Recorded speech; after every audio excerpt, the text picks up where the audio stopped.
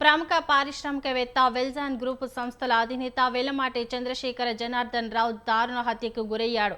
జనార్దన రావును తన మనవడే హత్య చేసినట్లు పోలీసులు గుర్తించారు. ఏపీలోని ఏలూరు ప్రాంతానికి చెందిన జనార్దన్ రావు కొన్నేళ్లుగా సోమాజిగూడలో నివాసముంటున్నారు. ఇటీవల తన పెద్ద కుమారుడైన శ్రీకృష్ణను వెల్దాన్ కంపెనీకి డైరెక్టర్గా నియమించారు. మరో కుమార్తె సరోజినీదేవి కుమారుడైన కిలారు కీర్తితేజ పేరిట 4 కోట్ల షేర్లను బదిలీ చేశారు. ఈ క్రమంలో కొన్ని రోజులుగా ఆస్తుల కోసం గొడవలు జరుగుతున్నాయి. గురువారం రాత్రి సరోజినీదేవి తన కుమారుడైన కీర్తితేజతో కలిసి తండ్రి ఇంటికి వచ్చారు. ఆస్తి పంపకాల విషయంలో తాతతో కీర్తితేజ వాగ్వాదానికి దిగాడు.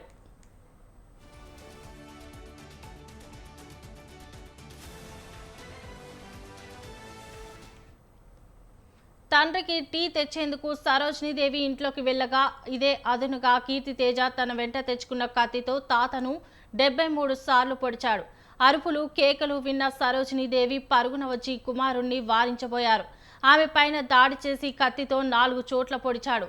అక్కడే ఉన్న కాపలాదారు వీరబాబు వచ్చేందుకు ప్రయత్నించగా దగ్గరకు రావద్దని హెచ్చరించాడు. తర్వాత అక్కడి నుంచి కీర్తితేజ పరారయ్యాడు. కేసు నమోదు చేసుకున్న పోలీసులు శనివారం నిందితుడిని పంజాగుట్టలో అరెస్టు చేసి రిమాండ్కు తరలించారు. సరోజినీదేవి జూబ్లీహిల్స్లోని ఓ ఆసుపత్రిలో చికిత్స పొందుతున్నారు. పోలీసులు కీర్తితేజ మాదక ద్రవ్యాలకు బానిసని అనుమానాలను వ్యక్తం చేస్తున్నారు. జనార్దనరావు ఏలూరు ప్రభుత్వ ఆసుపత్రికి పలు దఫాలుగా 40 కోట్లు, తిరుమల తిరుపతి దేవస్థానానికి 40 కోట్ల విరాళాలు ఇచ్చారు. ఏపీ, తెలంగాణ రాష్ట్రాల్లోని పలు స్వచ్ఛంద సంస్థలకు కూడా విరాళాలు అందజేశారు.